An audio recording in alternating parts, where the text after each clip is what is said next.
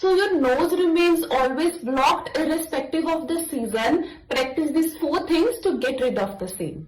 Number 1, keep your index finger here and nicely massage it 10 to 12 times in the clockwise direction and 10 to 12 times in the anti-clockwise direction. Number 2, Kapalrandra Dhoti, where with the help of your 4 fingers, you gently massage this area, dragging it towards your temples. Number 3, you tap under your armpits with your opposite fist. Firstly, we will be doing it from the left side and then we will be doing it from the right side to activate that area. And then number 4, we will make a fist and we will be keeping it under our armpits and we will be doing it for 5 minutes and you will realize how your both the nostrils are getting automatically unblocked.